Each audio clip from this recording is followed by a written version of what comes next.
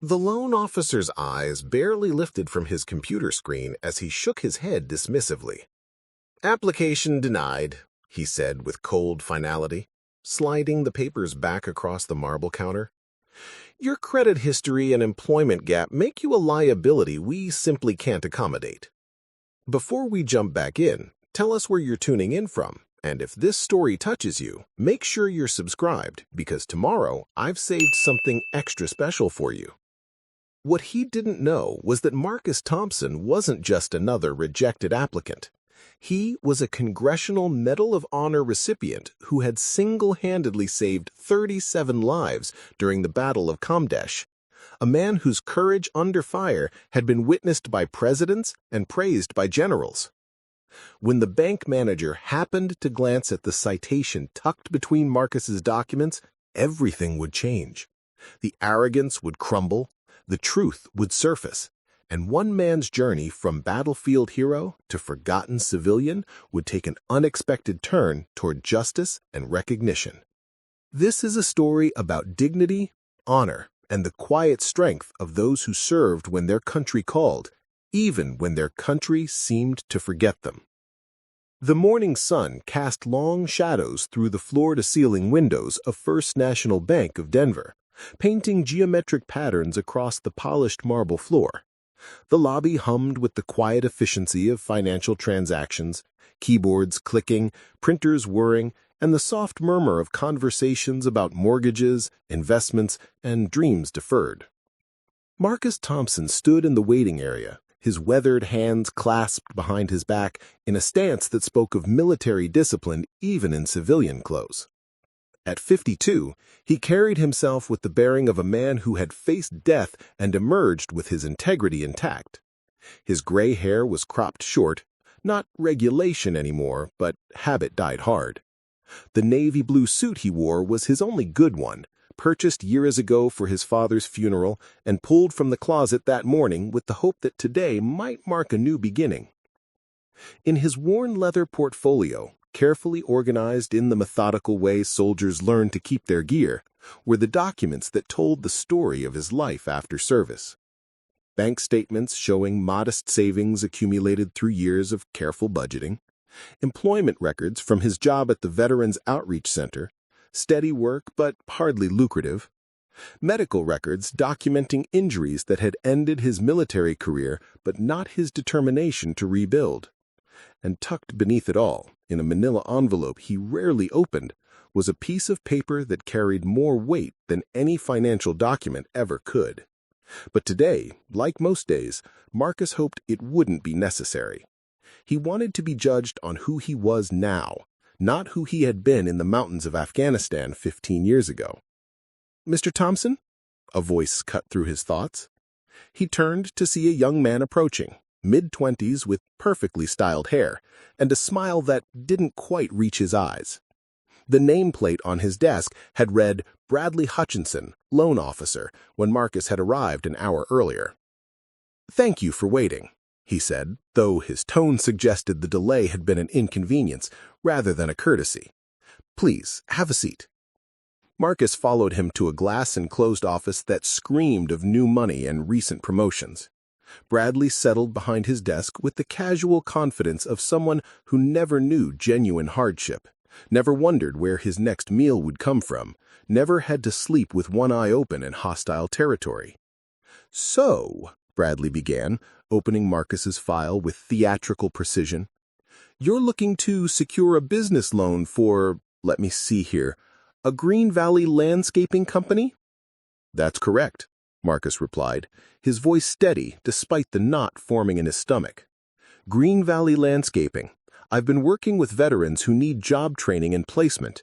The idea is to create a company that specializes in hiring and training former military personnel." Bradley's eyebrows rose slightly, not in interest, but in barely concealed skepticism. "Interesting. And you have experience in landscaping?" "I grew up on a farm in Nebraska. My grandfather taught me about soil, plants, seasonal planning. During my time in Afghanistan, I helped establish agricultural programs in rural villages.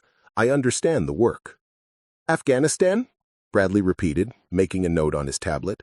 And when did you return? 15 years ago. I see. And your employment since then? I work at the Denver Veterans Outreach Center. I help former service members transition to civilian life, connect with benefits, find housing and employment. Salary? $42,000 annually. Bradley's expression didn't change, but something flickered behind his eyes. Judgment, perhaps, or dismissal. Mr. Thompson, I'm going to be frank with you.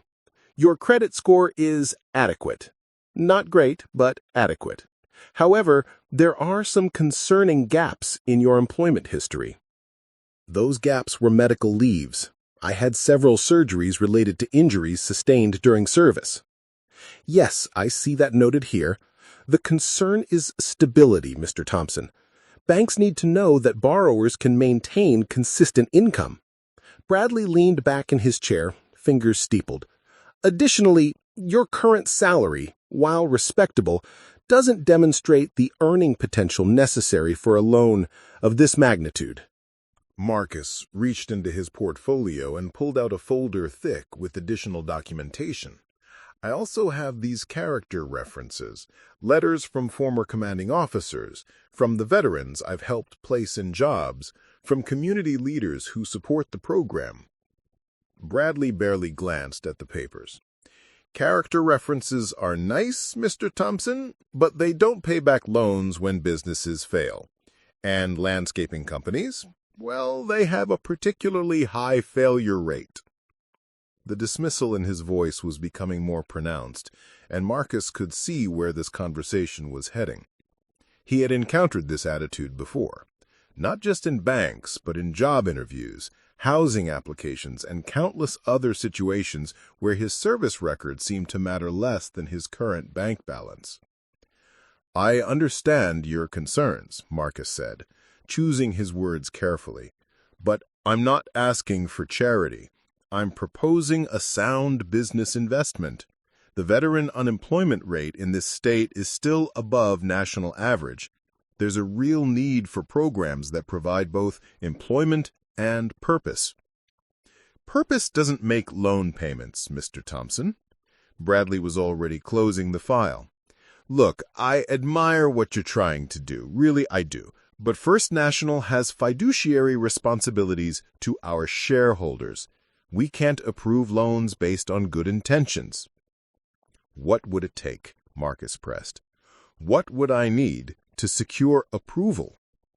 Bradley sighed, as if the question was tedious. Honestly, a substantial increase in your credit score, which takes time, a cosigner with significant assets and excellent credit, or a much smaller loan amount, say $20,000 instead of $80,000.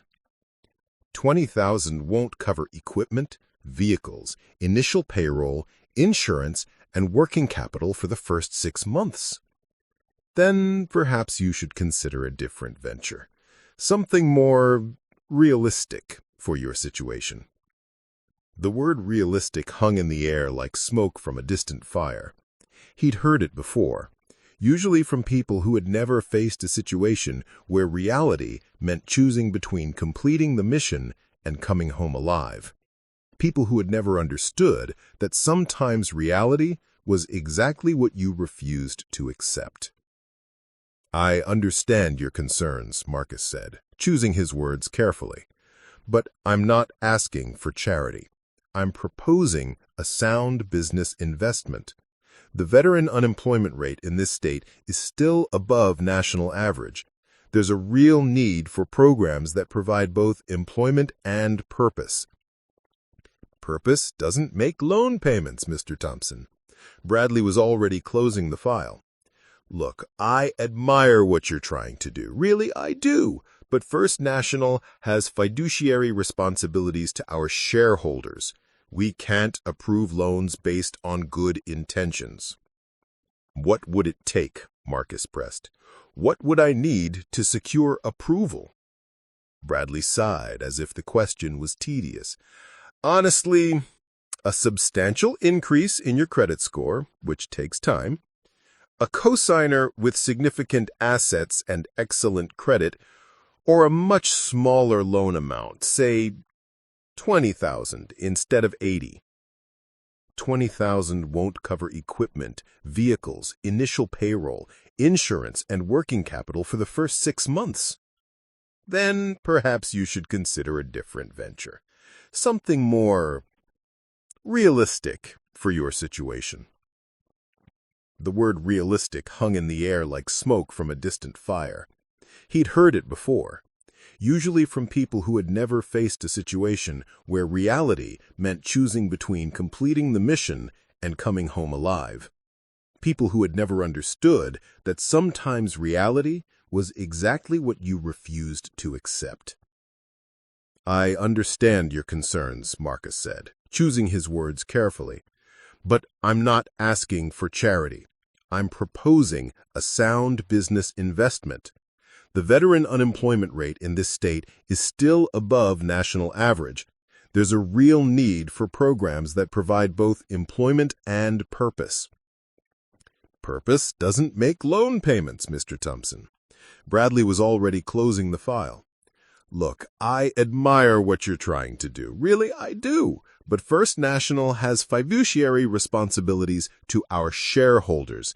We can't approve loans based on good intentions." "What would it take?" Marcus pressed. "What would I need to secure approval?" Bradley sighed as if the question was tedious. "Honestly, a substantial increase in your credit score, which takes time, a cosigner with significant assets and excellent credit, or a much smaller loan amount, say $20,000 instead of $80,000. $20,000 won't cover equipment, vehicles, initial payroll, insurance, and working capital for the first 6 months. Then perhaps you should consider a different venture, something more realistic for your situation." The word realistic hung in the air like smoke from a distant fire. He'd heard it before, usually from people who had never faced a situation where reality meant choosing between completing the mission and coming home alive. People who had never understood that sometimes reality was exactly what you refused to accept. "I understand your concerns," Marcus said, choosing his words carefully. "But I'm not asking for charity. I'm proposing a sound business investment. The veteran unemployment rate in this state is still above national average. There's a real need for programs that provide both employment and purpose." "Purpose doesn't make loan payments, Mr. Thompson." Bradley was already closing the file. "Look, I admire what you're trying to do. Really, I do. But First National has fiduciary responsibilities to our shareholders. We can't approve loans based on good intentions." "What would it take?" Marcus pressed. "What would I need to secure approval?" Bradley sighed as if the question was tedious. "Honestly, a substantial increase in your credit score, which takes time, a cosigner with significant assets and excellent credit, or a much smaller loan amount, say $20,000 instead of $80,000. $20,000 won't cover equipment, vehicles, initial payroll, insurance, and working capital for the first 6 months. Then perhaps you should consider a different venture, something more realistic for your situation." The word realistic hung in the air like smoke from a distant fire. He'd heard it before, usually from people who had never faced a situation where reality meant choosing between completing the mission and coming home alive. People who had never understood that sometimes reality was exactly what you refused to accept. "I understand your concerns," Marcus said, choosing his words carefully. "But I'm not asking for charity. I'm proposing a sound business investment. The veteran unemployment rate in this state is still above national average. There's a real need for programs that provide both employment and purpose." "Purpose doesn't make loan payments, Mr. Thompson." Bradley was already closing the file. "Look, I admire what you're trying to do. Really, I do. But First National has fiduciary responsibilities to our shareholders. We can't approve loans based on good intentions. What would it take? Marcus pressed. What would I need to secure approval? Bradley sighed as if the question was tedious. Honestly, a substantial increase in your credit score, which takes time, a cosigner with significant assets and excellent credit, or a much smaller loan amount, say $20,000 instead of $80,000. $20,000 won't cover equipment, vehicles, initial payroll, insurance, and working capital for the first 6 months. Then perhaps you should consider a different venture, something more realistic for your situation. The word realistic hung in the air like smoke from a distant fire. He'd heard it before, usually from people who had never faced a situation where reality meant choosing between completing the mission and coming home alive. People who had never understood that sometimes reality was exactly what you refused to accept. I understand your concerns, Marcus said, choosing his words carefully. But I'm not asking for charity. I'm proposing a sound business investment. The veteran unemployment rate in this state is still above national average. There's a real need for programs that provide both employment and purpose. Purpose doesn't make loan payments, Mr. Thompson. Bradley was already closing the file. Look, I admire what you're trying to do. Really, I do. But First National has fiduciary responsibilities to our shareholders. We can't approve loans based on good intentions. What would it take? Marcus pressed. What would I need to secure approval? Bradley sighed as if the question was tedious. The bell above the door chimed softly as Marcus entered. The lobby smelled of coffee and old paperwork, with bulletin boards covered in job postings, apartment listings, and success stories typed on volunteer letterhead. Behind the reception desk sat Maria Santos, a former Army medic whose warm smile could diffuse tension better than any negotiator. "How did it go?" she asked, though his expression had already given her the answer. "About as expected," Marcus replied, settling into the chair across from her desk. "Denied. Financial history insufficient for the risk profile." Maria frowned, setting down her pen. "That's the third bank this month." "Fourth, actually. I hit Colorado Community Bank yesterday afternoon." "Marcus, you know there are other ways to fund this. The SBA has programs specifically for veteran-owned businesses. There are private investors who—" "I want to do this the conventional way," he interrupted gently. "I want to prove that veterans can compete in the regular market, not just through special programs and sympathy loans." Maria studied his face, recognizing the stubborn pride she'd seen in countless other former service members. The same quality that made them excellent soldiers often made civilian transitions more difficult. They wanted to earn their place, not be handed it. "Sometimes accepting help isn't weakness, you know," she said carefully. "I know, but sometimes it is." The conversation was interrupted by voices from the back room, raised but not angry. Marcus recognized the tone immediately. Someone explaining something important to someone who didn't want to hear it. A moment later, two men emerged from the counseling area. The first was Tommy Reeves, a young Marine who'd lost his left arm to an IED outside Fallujah. He was gesturing emphatically with his remaining hand, his face flushed with frustration. Behind him walked David Chen, one of the center's job placement specialists, carrying a folder thick with applications. "I'm telling you, Tommy, the construction companies are not being discriminatory. They just have safety concerns about hiring a gimp." Tommy cut him off. "Just say it, man. They think I can't do the job."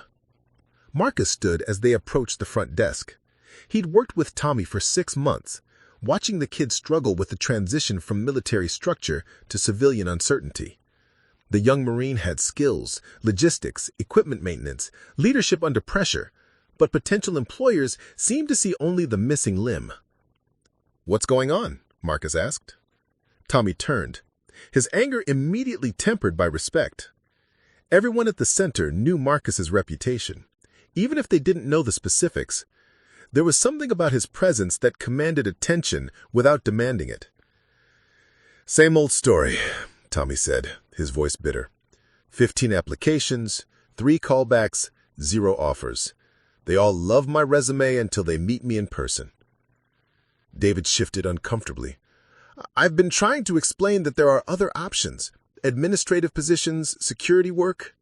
"I don't want a desk job," Tommy snapped.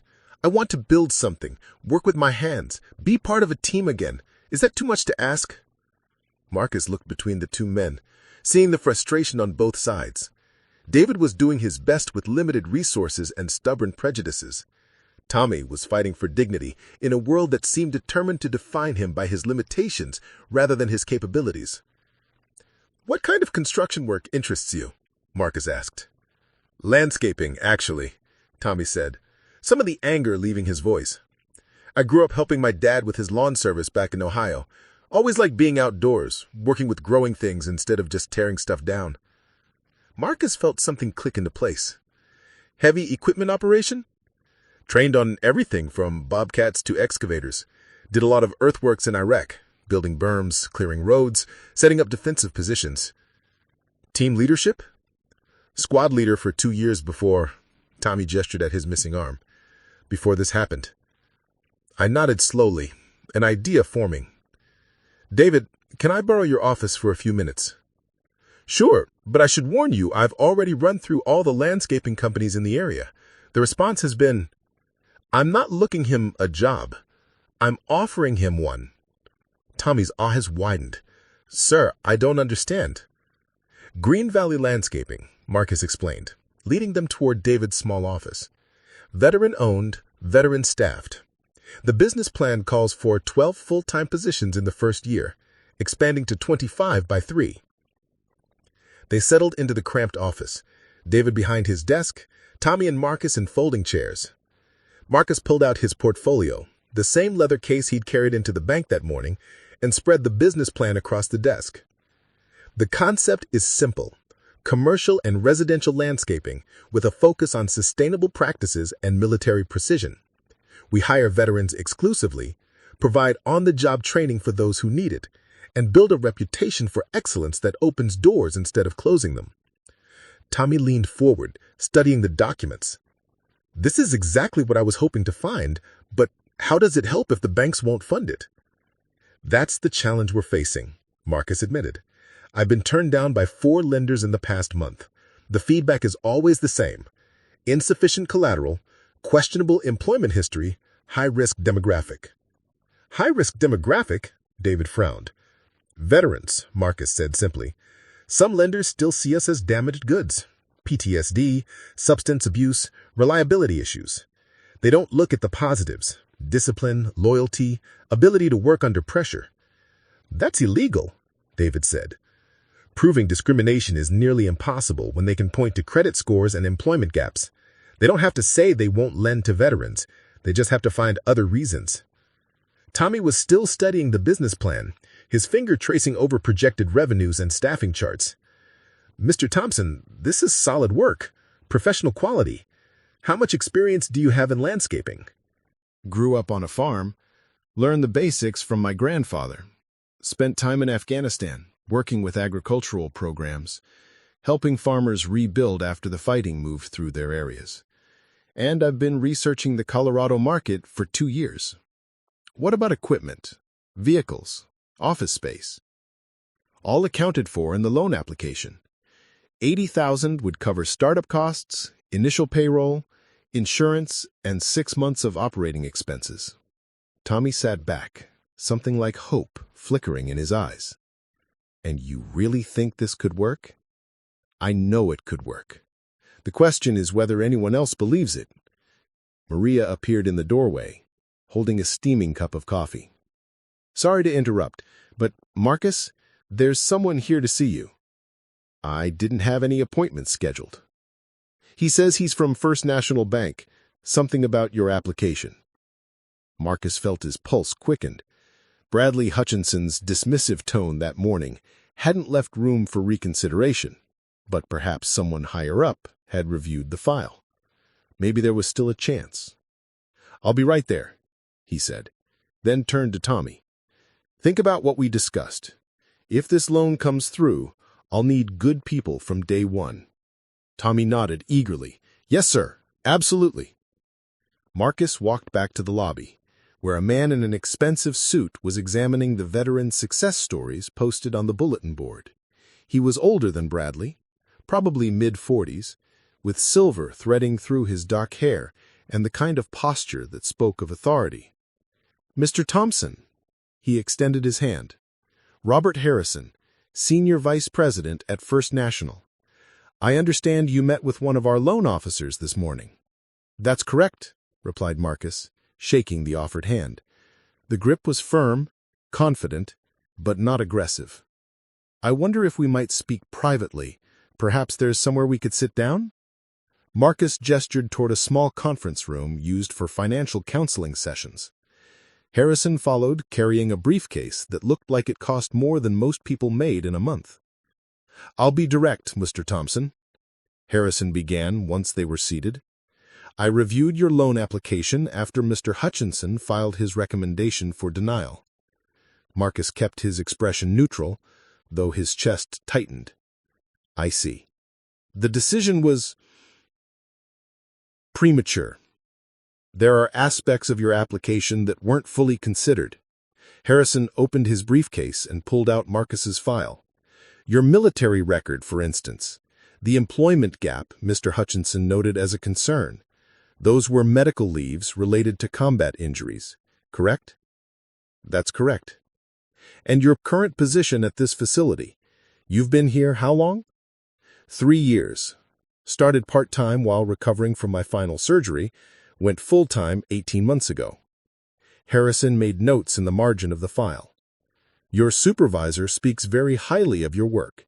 I called for a reference check after reviewing your application." Marcus raised an eyebrow. "You called Maria?" "I did. She described you as the most dedicated employee they've ever had, said you regularly work unpaid overtime, and have personally helped place over 200 veterans in meaningful employment. It's part of the job. Going beyond the job description is actually what caught my attention. That kind of commitment suggests character traits that aren't reflected in credit scores or employment histories." Marcus remained quiet, unsure where this conversation was heading, but unwilling to interrupt what might be good news. Harrison continued. "I also took the liberty of calling the property management companies you listed as potential clients.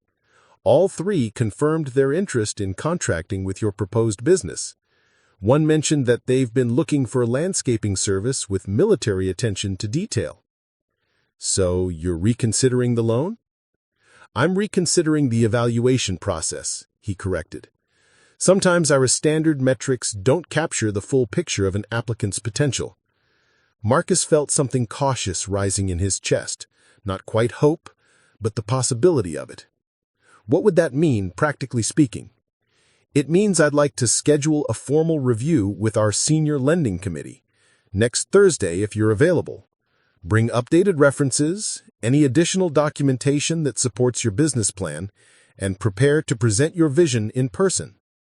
"Mr. Harrison, I appreciate the opportunity, but I have to ask, what changed? This morning, Mr. Hutchinson seemed quite certain about the denial." Harrison closed the file and leaned back in his chair. "Mr. Hutchinson is a competent loan officer, but he's young. Sometimes experience teaches you to look beyond the obvious indicators." He paused. "I spent some time researching veteran-owned businesses after reviewing your file. The success rates are actually quite impressive when the initial funding is adequate." Marcus nodded slowly. "Thank you. I'll be there Thursday." "Excellent." Harrison stood and shook Marcus's hand again. "One more thing. Bring some of your potential employees to the presentation. I think it would be valuable for the committee to meet the people who would benefit from this venture." As Harrison left, Marcus stood in the conference room for a moment, processing what had just happened. Outside, he could hear the normal sounds of the center: phones ringing, quiet conversations, the coffee machine grinding beans for another pot. This wasn't approval, not yet, but it was something more valuable: a second chance to prove that veterans deserved to be judged by their potential, rather than their past struggles. He walked back to David's office, where Tommy was still studying the business plan. "How would you feel about putting on a suit next Thursday?" Tommy looked up, confused. "Sir? We're having a presentation to give to some bank executives. Think you're up for it?" The young Marine straightened in his chair, and for the first time since Marcus had known him, Tommy Reeves smiled without reservation. "Yes, sir. Absolutely." The morning air in Denver carried the crisp bite of early autumn as Marcus Thompson walked through the glass doors of Men's Warehouse on Colorado Boulevard. The fluorescent lighting and rows of suits felt foreign after years of utility clothing and work uniforms, but today demanded a different kind of armor. "Help you find something?" asked a sales associate, a young man with perfectly groomed hair and an eager smile. "I need a suit," Marcus replied. "Something appropriate for a business presentation." "Excellent. What's your budget range?"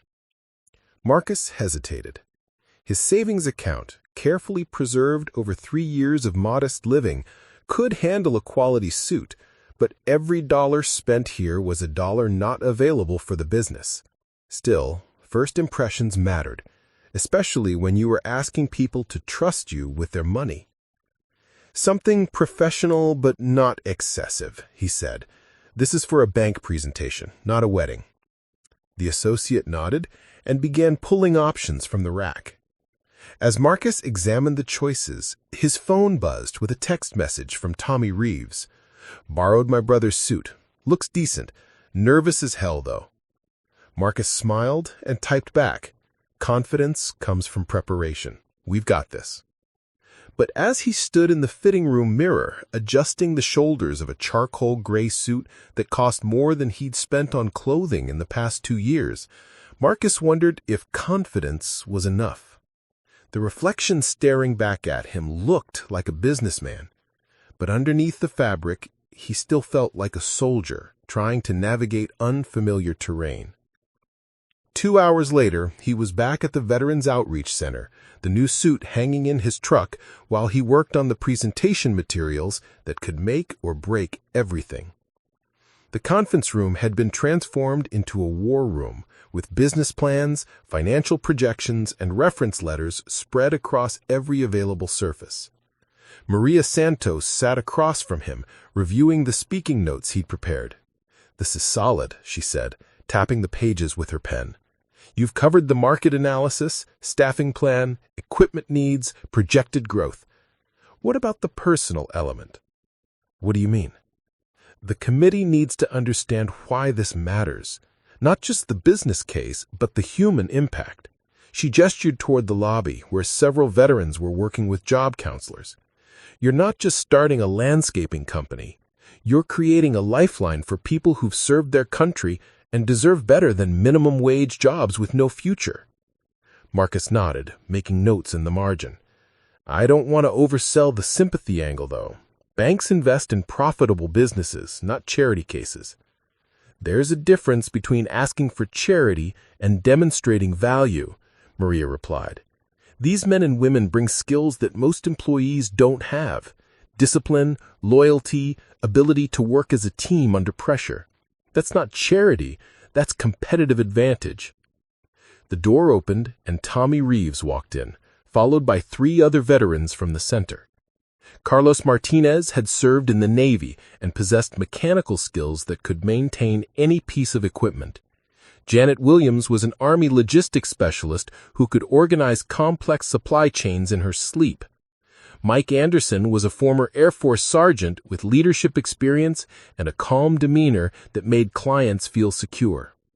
"The team's assembled," Tommy announced, though his attempt at humor couldn't hide the nervous energy in the room. Marcus looked around the table at faces that reflected his own mixture of hope and uncertainty. These weren't just potential employees. They were comrades who understood the weight of starting over, the challenge of proving yourself in a world that sometimes seemed determined to write you off. "All right," he began. "Let's talk about Thursday. Robert Harrison said the presentation should be formal but conversational. We're not just pitching a business plan, we're introducing ourselves as professionals who happen to be veterans." Janet raised her hand. "What kinds of questions should we expect?" "Financial projections, market competition, operational challenges, but also personal questions about reliability, commitment, ability to work with civilian clients." "What about our service records?" Carlos asked. "Do we talk about deployments, combat experience?" Marcus considered this carefully. The military experience was both an asset and a potential liability, depending on the audience's preconceptions. "We mention our service as evidence of our work ethic and leadership skills, but we don't dwell on combat details. The focus should be on what we can contribute to the business." Mike Anderson, who had been quiet until now, spoke up.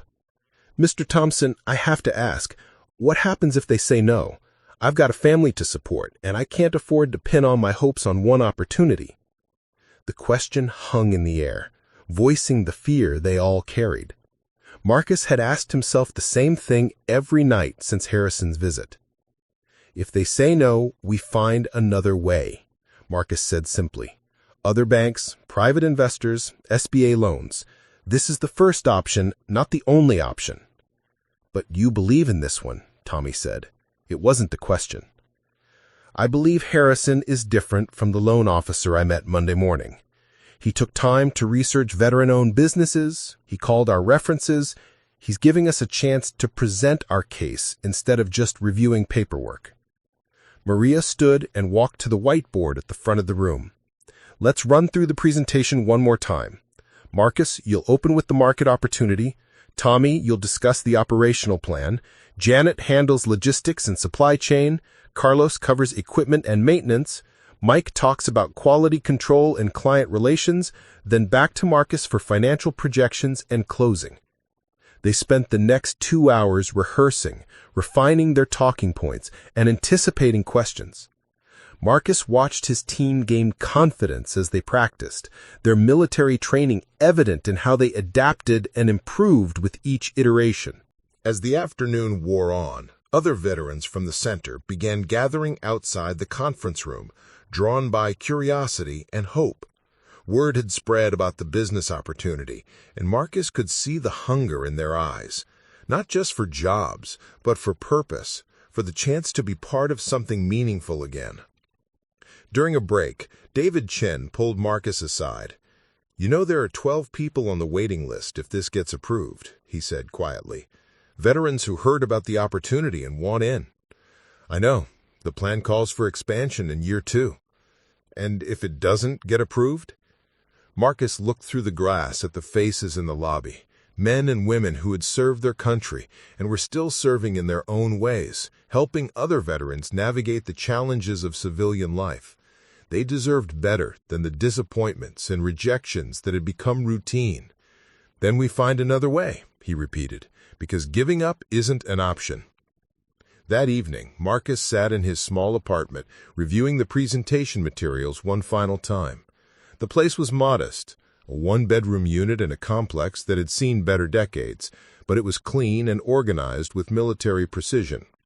The walls were mostly bare, except for one single-framed photograph, his grandfather standing in front of their family farm in Nebraska, hands weathered by decades of working the soil.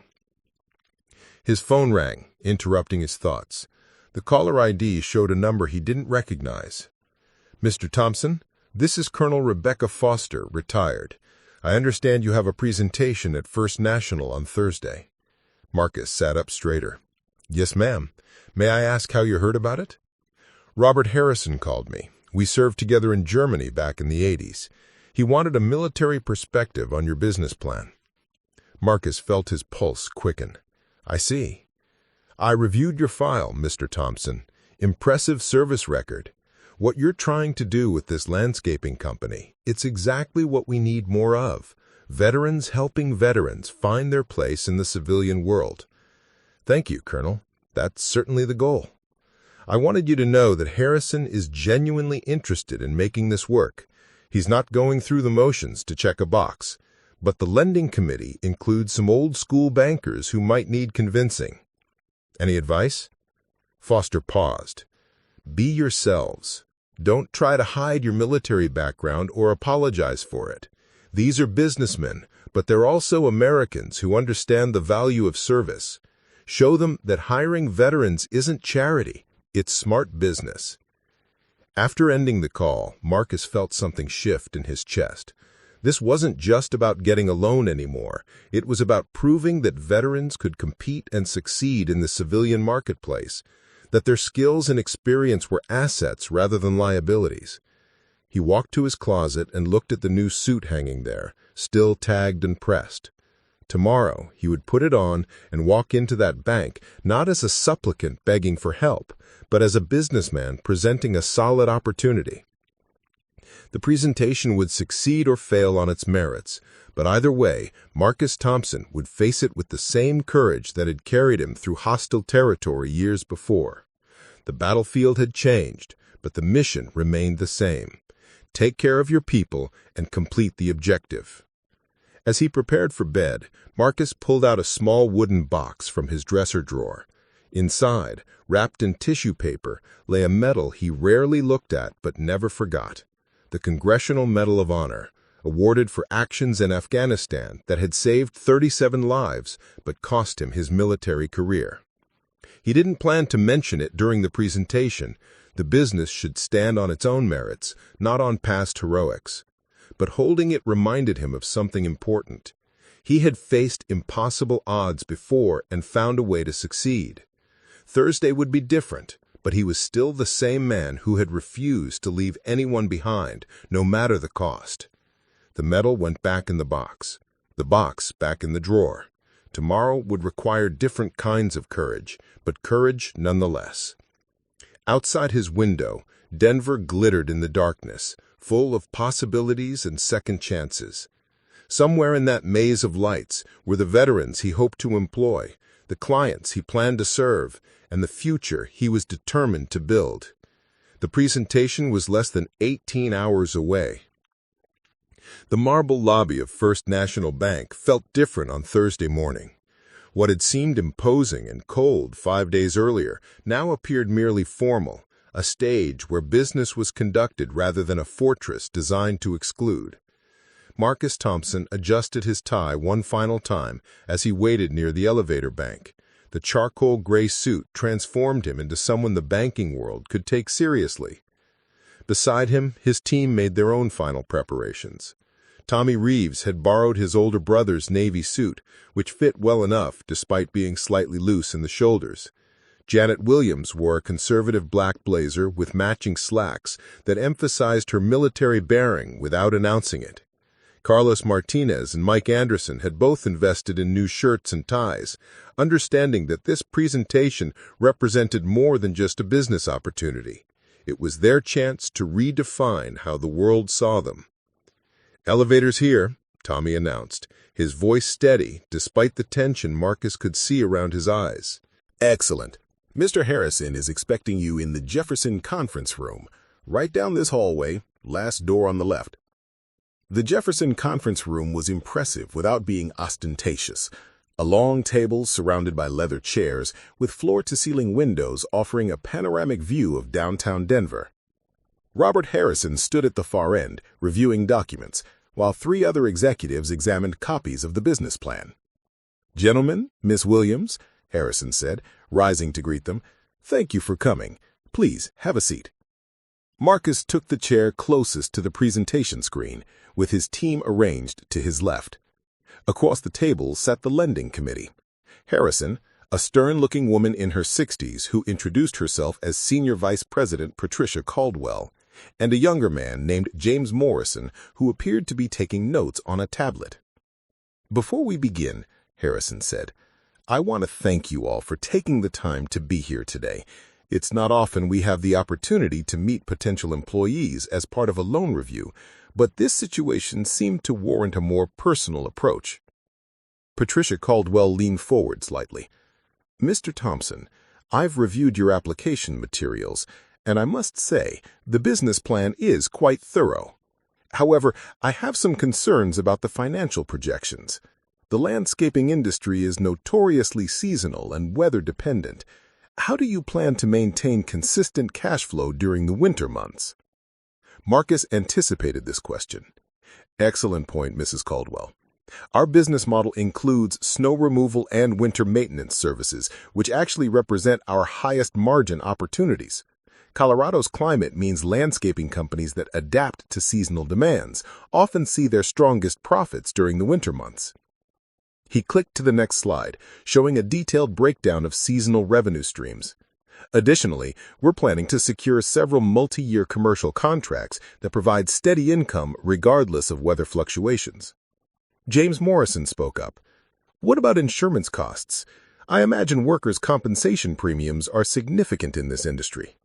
They are, Marcus acknowledged, but our team's military background actually works in our favor here.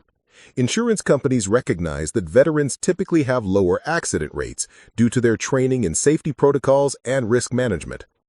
Tommy Reeves, who had been quiet until now, cleared his throat. Sir, if I may add something. Harrison nodded encouragingly. In the Marines, we called it semper vigilans, always watchful. When you've worked in environments where a moment's inattention can cost lives, you develop habits that translate directly to workplace safety. I've never seen a veteran take shortcuts on safety procedures. Caldwell made a note. That's an interesting perspective. Mr. Martinez, I see you have experience in equipment maintenance. Can you walk us through your approach to keeping operational costs under control? Carlos straightened in his chair. Ma'am, the Navy taught me that preventative maintenance is always cheaper than emergency repairs. I can develop maintenance schedules that maximize equipment life while minimizing downtime. Most landscaping companies run their equipment until it breaks. We'll maintain ours so it rarely breaks. And what about client relations? Morrison asked. Commercial property managers can be demanding customers. How do you ensure service quality and customer satisfaction? Mike Anderson fielded this question. Sir, in the Air Force, mission failure wasn't an option. Every task, no matter how routine, was approached with the understanding that lives might depend on getting it right. That mindset doesn't disappear when you take off the uniform. When we commit to maintaining a property, the client can trust that it will be done correctly, on time, every time. Harrison smiled slightly. That level of reliability is exactly what property managers are looking for. Mrs. Caldwell, you manage several commercial properties yourself, don't you? I do, she replied, her expression thoughtful. And I can tell you that finding reliable contractors is one of our biggest challenges. Most companies start strong, but lose focus as they grow. She looked directly at Marcus. How do you maintain that military discipline as you scale the business? Through careful hiring and consistent training, we'll only recruit veterans who understand the values we're trying to maintain, and will implement systems that reward excellence rather than just completion. Janet Williams leaned forward. If I may, ma'am, one advantage we have is that military logistics training teaches you to think systematically about complex operations. I can design workflows that ensure quality control even as we expand to multiple crews working different locations. The presentation continued for another 20 minutes, with each committee member probing different aspects of the business plan. Marcus watched their faces carefully, trying to read their level of interest and concern. Caldwell remained somewhat skeptical, but her questions suggested she was engaging seriously with the proposal rather than simply going through the motions. Morrison seemed genuinely impressed by the team's professionalism and preparation. Harrison finally called for a brief recess. I'd like to confer with my colleagues for a few minutes. Please help yourselves to coffee and pastries at the side table. As the committee stepped into an adjoining office, Marcus's team gathered near the windows overlooking the city. The tension in the room was palpable, though each veteran maintained their composure.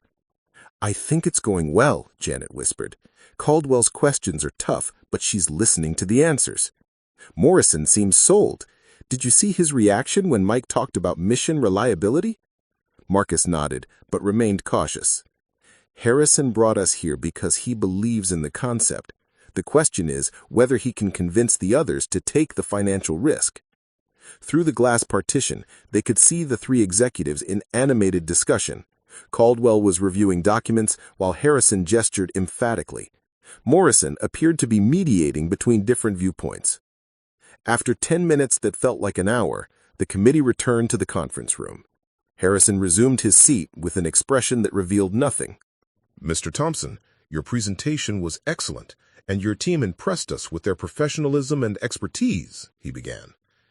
Marcus felt his chest tighten. The tone suggested a positive response, but years of military service had taught him not to assume anything until the mission was complete. However, Caldwell interjected, we do have some remaining concerns about the loan amount. $80,000 represents a significant risk for a startup in a competitive industry. Marcus's heart sank. This sounded like the prelude to another rejection, perhaps cushioned in more diplomatic language than Bradley Hutchinson had used, but a rejection nonetheless.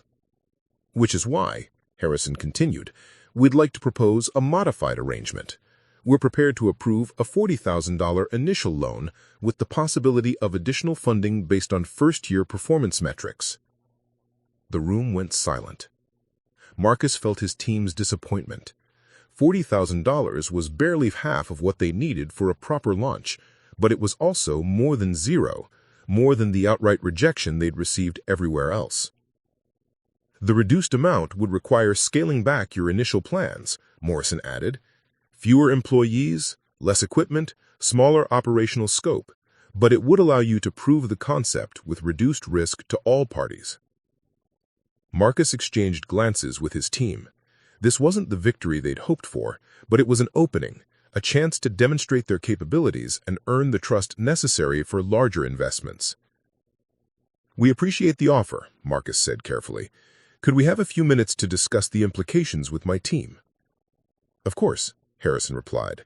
Take all the time you need. As the executive stepped out again, Marcus turned to face the people who had put their trust in his vision. The disappointment in their eyes was evident, but so was something else, determination. 40,000 means we start smaller. 3 employees instead of 5. Used equipment instead of new. Operating out of a rented garage instead of a proper facility. But we start, Tommy said firmly. And once we prove ourselves, we grow. Janet nodded. It's not the mission we planned, but it's still a mission. Carlos and Mike exchanged a look, then Carlos spoke for them both. Mr. Thompson, we didn't expect this to be easy. If you're willing to take the risk, we're with you. Marcus felt something settle in his chest, not satisfaction, but resolve. They would take the $40,000. They would build something small but solid, and they would prove that veterans could succeed in the civilian business world, one satisfied customer at a time. When the committee returned, Marcus was ready with his answer. We accept your offer, he said, standing to shake Harrison's hand. Green Valley Landscaping will make this investment pay dividends for everyone involved. Patricia Caldwell smiled for the first time that morning. I hope you're right, Mr. Thompson. I genuinely do. As they left the bank 20 minutes later, signed loan documents in Marcus's briefcase, the team walked in contemplative silence toward the parking garage. The victory felt smaller than they'd hoped, but more meaningful than any of them had dared to expect a week earlier. So, what happens now? Tommy asked as they reached their vehicles. Marcus looked at the faces of the people who had trusted him enough to risk their futures on his vision. Now, we get to work. And we prove that second chances are worth taking. The autumn sun broke through the Denver clouds, casting long shadows across the downtown streets. It felt like a beginning. The rented warehouse space in Commerce City smelled of motor oil and sawdust, its concrete floors stained with decades of industrial use. But to Marcus Thompson, standing in the cavernous 2,400-square-foot space with $40,000 in startup capital, it represented possibility. The afternoon sun streamed through grimy skylights, illuminating dust motes that danced in the air like hope made visible. It's not much to look at, admitted Jerry Kowalski, the property manager who had shown them 3 different locations that morning. His weathered face suggested he'd seen plenty of businesses come and go in these industrial spaces. Marcus walked the perimeter, his footsteps echoing in the empty space.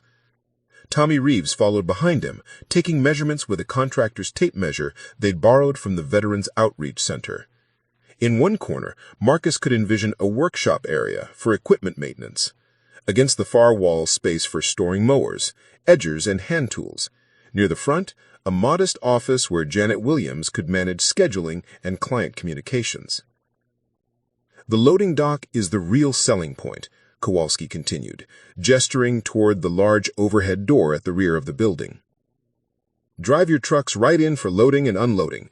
Keeps your equipment secure overnight. What's the lease term? Marcus asked. Flexible. We can start with month to month if you need to test the waters, but I'd recommend at least a 6-month commitment for the reduced rate. Marcus exchanged glances with Tommy. They'd discussed this scenario during the drive over. The reduced loan amount meant every decision carried extra weight. Committing to 6 months of rent would consume nearly a quarter of their available capital before they'd earned $1 of revenue. We'll take it, Marcus decided. 6-month lease with an option to extend. Kowalski seemed surprised by the quick decision. Don't you want to discuss it with your partners? We already have, Tommy replied, extending his hand. When do we sign? 2 hours later, Marcus sat in the newly leased space with his core team, surrounded by equipment catalogs and used machinery listings spread across a folding table borrowed from the Veterans Outreach Center. The reality of their situation was becoming clear. $40,000 wouldn't buy new equipment, hire 5 employees, and maintain 6 months of operating expenses. Tough choices lay ahead. Used Kubota mower. Good condition, $3,800. Carlos Martinez read from a Craigslist listing on his phone. Says it needs minor engine work, but I could handle that. What about this Bobcat skid steer? Janet Williams pointed to a classified ad in the local paper. $12,000, includes various attachments. That's half what a new one costs. Marcus made notes on a legal pad, calculating and recalculating their equipment budget. We need to prioritize versatility over quantity. 1 good lower, 1 utility vehicle, basic hand tools, and safety equipment. We can rent specialized equipment for specific jobs until we build up enough capital to purchase. Marcus Anderson, who had been studying the employee handbook draft, looked up from his reading. Mr. Thompson, I've been thinking about staffing. What if we start with just the 4 of us? Tommy, Carlos, Janet, and myself. You handle business development and oversight. We each take a reduced salary until revenue increases. Marcus shook his head. I won't ask you to work for less than living wages. You're not asking, Tommy said firmly. We're volunteering. This is as much our company as yours now. We all have skin in the game. I've got savings to cover my basic expenses for 3 months. My wife's income can handle the mortgage until we're profitable. Janet nodded agreement. Same here. My husband's disability payments cover our essentials. I'd rather invest in building something sustainable than take a full salary from the start. Marcus felt the familiar tightness in his chest that came with being responsible for other people's welfare. In Afghanistan, he'd made decisions that affected his soldiers' lives and safety. This felt similar, the weight of knowing that other people trusted his judgment with their futures. All right, he said finally, but we establish clear milestones. If we're not meeting revenue targets by month 3, everyone gets paid full salary, even if it means taking on debt. Deal, Mike said, speaking for the group. The next week passed in a blur of activity. Marcus spent mornings visiting potential clients, apartment complexes, office buildings, and retail centers, while afternoons were devoted to equipment procurement and business setup. The used Kubota mower Carlos had found turned out to be a solid purchase after he'd spent a weekend rebuilding the carburetor. The Bobcat skid steer required more extensive repairs, but Carlos's Navy mechanical training proved invaluable in restoring it to reliable condition. Janet transformed one corner of the warehouse into an efficient office space, complete with a reception area that looked professional despite consisting entirely of secondhand furniture. She'd found a computer system at a government surplus auction and spent a few evenings learning accounting software that would track their finances with military precision. Mike and Tommy focused on developing operational procedures, creating checklists and quality standards that would ensure consistent service delivery. Their approach reflected their military background: detailed planning, clear communication protocols, and redundant safety measures. But it was during the second week that Marcus encountered the first real test of their new venture. He was sitting in the corporate offices of Meridian Property Management, Denver's third-largest commercial property company, across from Facilities Director Helen Ramirez. She was reviewing his proposal for landscaping services at 6 of their office complexes, her expression professional but non-committal. "Your rates are competitive, and your team's qualifications are impressive. But I have to ask, you've been in business for exactly 2 weeks. How do I know you'll still be around in 6 months? Marcus had anticipated this question, but it still stung. "Ma'am, I understand your concern about our track record. What I can offer instead is references from our military service, a performance guarantee, and a commitment to quality that larger companies often struggle to maintain." "References are fine, but I need to know about business continuity. What happens if you get injured? What if one of your key employees leaves? What if equipment breaks down during peak season?" "We've planned for those contingencies," Marcus replied, pulling out a folder Janet had prepared. "Cross-training ensures any team member can perform multiple functions. We maintain equipment reserves and have agreements with rental companies for backup. And we're not a one-man operation. Each of my partners has leadership experience and could manage operations if necessary." Ramirez studied the documentation. "I see you've included liability insurance information. What about bonding?" Marcus felt his confidence waver. Bonding was expensive, and they hadn't budgeted for it in their reduced startup plan. "We're currently finalizing our bonding arrangements," he said, hoping the delay wouldn't be obvious.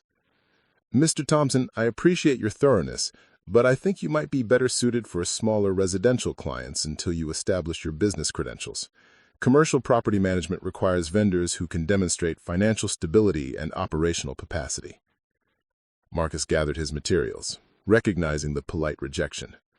As he walked back to his truck, he felt the familiar sting of doors closing, opportunities slipping away because his credentials didn't match the expectations of a risk-averse business world.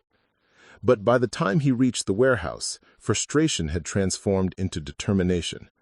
Tommy was pressure washing equipment in the loading bay, while Carlos organized tools on newly installed pegboards.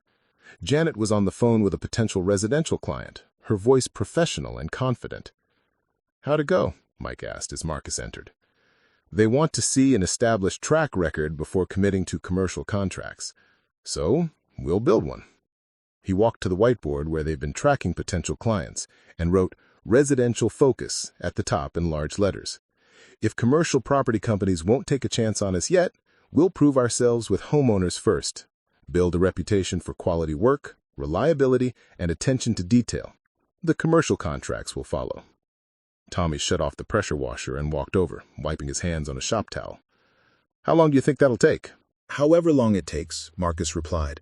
"This is a marathon, not a sprint." Janet hung up the phone and turned toward the group. "That was Mrs. Patterson from Cherry Hills. She wants us to quote a complete landscape renovation for her backyard. Says her neighbor recommended us after seeing our work." Marcus paused. "What work?" "We haven't completed any jobs yet. Apparently, word is getting around about our approach. She specifically mentioned wanting to hire veterans, said she appreciated supporting people who served." Mike smiled. "Sometimes reputation precedes performance." "Not this time," Marcus said firmly. "This time performance will build reputation. Mrs. Patterson will get the best landscaping work she's ever seen, and we'll earn every dollar of what she pays us." Over the following days, Green Valley Landscaping completed its first official contracts: 3 residential lawns, a small commercial courtyard, and Mrs. Patterson's backyard renovation. Each job was approached with methodical precision, detailed site analysis, careful material selection, and execution standards that exceeded client expectations. Word spread through Denver's veteran community first, then to their families and neighbors. The phone began ringing with increasing frequency. Janet created a waiting list for new clients, scheduling work 2 weeks in advance. But success brought new challenges. Their limited equipment meant longer workdays. The reduced staff meant Marcus often worked alongside his team instead of focusing solely on business development. And the modest loan meant every unexpected expense, a broken mower blade, additional insurance costs, higher fuel prices, required careful budget adjustments. Still, as Marcus stood in their warehouse at the end of their 4th week in business, watching his team clean and organize equipment with military precision, he felt something he hadn't experienced in years: the satisfaction of building something meaningful with people who shared his values. The phone rang, and Janet answered with their standard greeting. "Green Valley Landscaping, this is Janet. How can we help you create something beautiful?" Marcus smiled at her professional tone. They'd come a long way from that first rejection in Bradley Hutchinson's sterile office. Not far enough yet, but far enough to know they were moving in the right direction. The mission was far from complete, but progress was undeniable. And sometimes in business, as in war, progress was victory enough. 6 months after that first humiliating rejection, Marcus Thompson stood in the same marble lobby of First National Bank. But everything had changed. The worn leather portfolio that had once carried desperate loan applications now held contracts worth over $200,000 in annual revenue. His team had grown from 4 to 8 employees, all veterans, all committed to the mission of proving their worth through excellence rather than sympathy. The appointment today wasn't about begging for money. Robert Harrison had called personally, requesting a meeting to discuss expanded financial services for Green Valley Landscaping. Marcus had agreed, curious about what the senior vice president had in mind, but also aware that success had given him leverage he'd never possessed before. The elevator ride to the 8th floor felt different this time. No nervous energy, no desperate hope, just the quiet confidence of a businessman who had built something valuable from nothing. When the doors opened, Harrison himself was waiting in the reception area, a gesture of respect that wasn't lost on Marcus. "Marcus, thank you for coming," Harrison said, extending his hand. "I have to say, watching your company's progress over the past 6 months has been remarkable." "We've had some help along the way," Marcus replied, thinking of the clients who had taken chances on an unknown company, the suppliers who had extended credit terms, and the veterans who had believed in a vision when it was nothing more than hope and determination. They walked toward the same Jefferson conference room where Marcus had first presented his business plan, but this time Harrison led him to a smaller, more intimate office with a view of the mountains in the distance. "Coffee?" Harrison offered, gesturing toward a service set up on a side table. "Please." As Harrison poured, he spoke casually. "I've been following your progress through our business banking reports. Consistent deposits, steady growth, 0 late payments. Patricia Caldwell mentioned that you paid off the original $40,000 loan 3 weeks early." Marcus accepted the coffee, noting its quality, a far cry from the instant coffee they served at the Veterans Center. "We believe in honoring our commitments. That's exactly why I wanted to meet today." Harrison settled into his chair. "Green Valley Landscaping has outgrown our initial loan structure. You're ready for the next level of financial partnership." "What does that mean specifically?" "Equipment financing for expanded operations, a line of credit for seasonal cash flow management, commercial real estate loans if you decide to purchase property instead of leasing." He paused. "We're talking about potentially $500,000 in available credit." Marcus set down his coffee cup carefully. 6 months ago, he would have jumped at such an offer. Today, he found himself analyzing it with the cautious eye of someone who understood that debt, even favorable debt, came with obligations and risks. "Those are significant numbers," he said. "What's changed in the bank's risk assessment?" Harrison smiled a bit. "Your performance changed everything. You've demonstrated exactly what we hope to see: responsible financial management, consistent revenue growth, and operational excellence. More importantly, you've proven that veteran-owned businesses can be exceptional investments when properly supported." "And what about Bradley Hutchinson's concerns about employment gaps in credit history?" Harrison's expression darkened slightly. "Mr. Hutchinson is no longer with First National. His approach to client evaluation was, inconsistent with our values." Marcus raised his eyebrow but said nothing. The banking world was smaller than most people realized, and word traveled quickly about loan officers who missed opportunities or mistreated potential clients. There's something else, Harrison continued. I'd like you to consider participating in a veteran business showcase we're hosting next month. Local media, other business owners, city council members, we want to highlight success stories like yours. I appreciate the recognition, but we prefer to let our work speak for itself. I understand that philosophy, but visibility has value. There are other veterans out there trying to start businesses, facing the same challenges you encountered. Your story could help them. Marcus considered this. Public recognition had never been his goal, but Harrison had a point.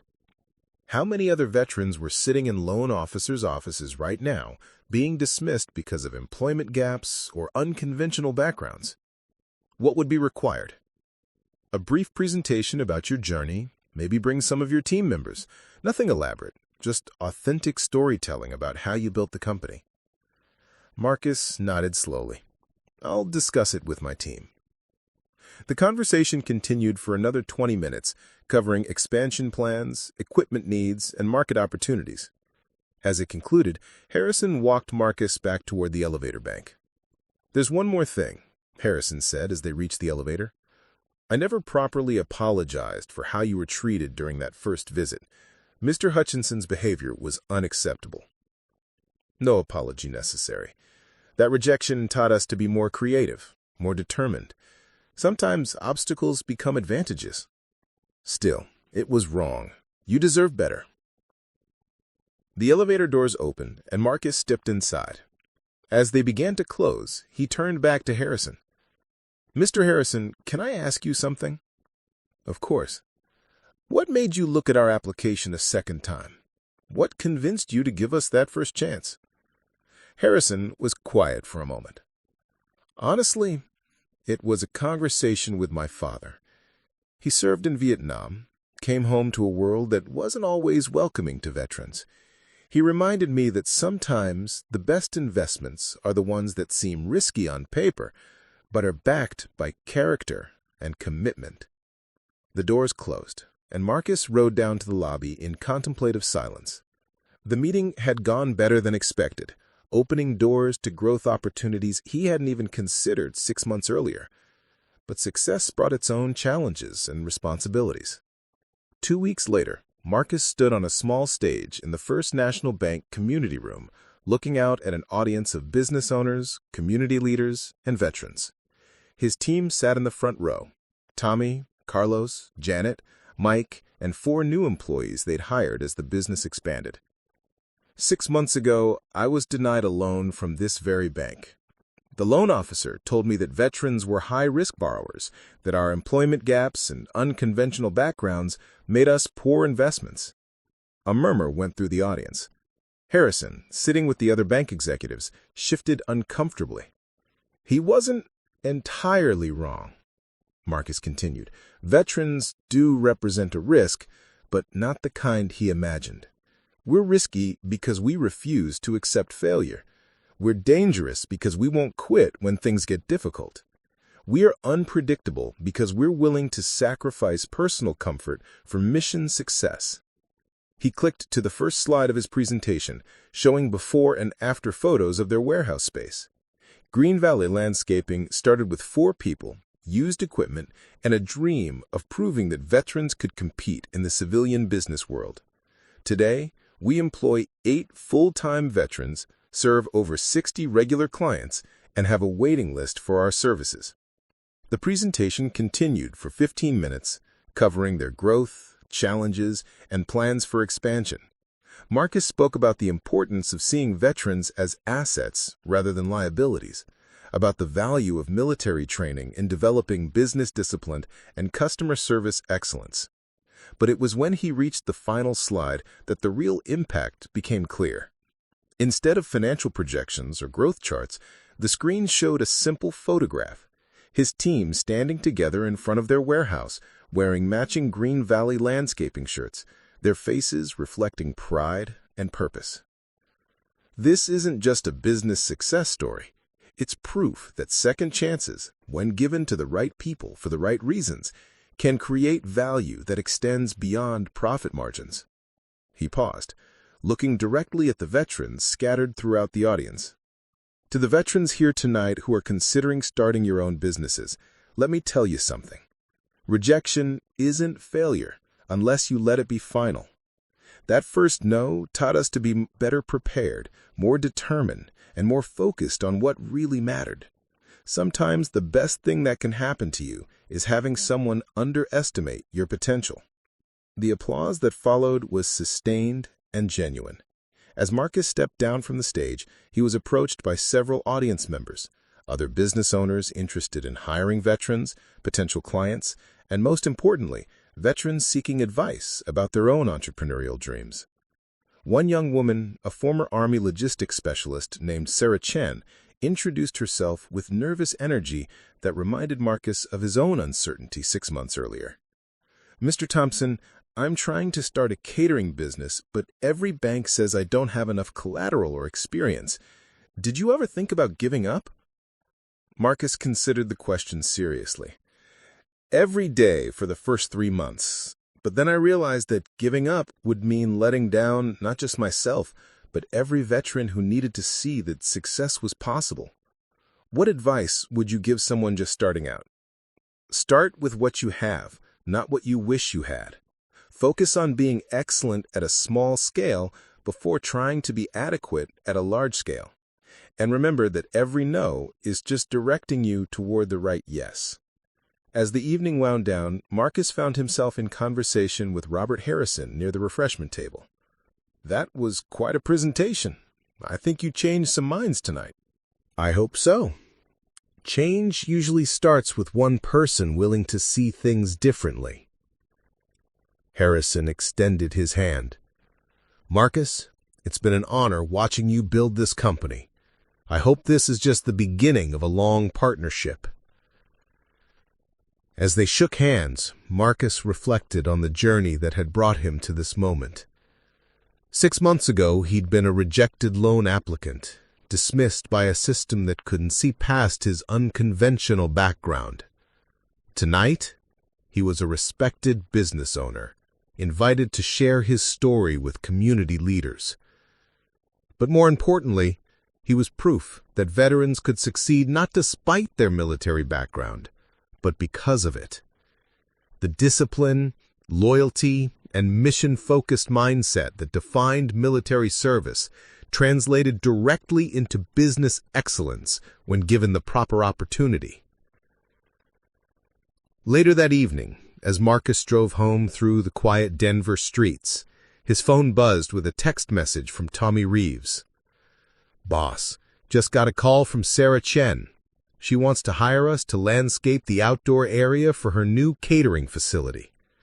Apparently, successful veterans should support each other." Marcus smiled, thinking about the network of mutual support that was beginning to form. Green Valley Landscaping had started as one man's desperate attempt to create meaningful work for forgotten veterans. It was evolving into something larger, a demonstration that America's veterans were assets to be invested in, not problems to be managed. The Congressional Medal of Honor citation still rested in its manila envelope, tucked away in Marcus's desk drawer at home. He'd never needed to use it, never relied on past heroics to open doors or win contracts. The business had succeeded on its own merits, built through daily acts of excellence rather than moments of glory. As he pulled into his driveway, Marcus looked up at the stars visible above Denver's glow. Somewhere among those lights were other veterans, other dreamers, other people who'd been told they weren't good enough, smart enough, or stable enough to succeed.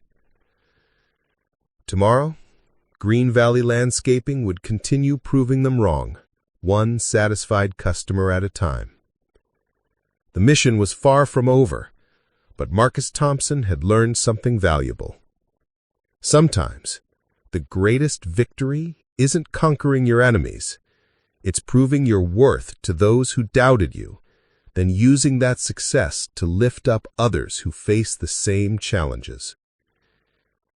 In the end, that might be the most important mission of all. Up next, you've got 2 more standout stories right on your screen. If this one hits the mark, you won't want to pass these up. Just click and check them out.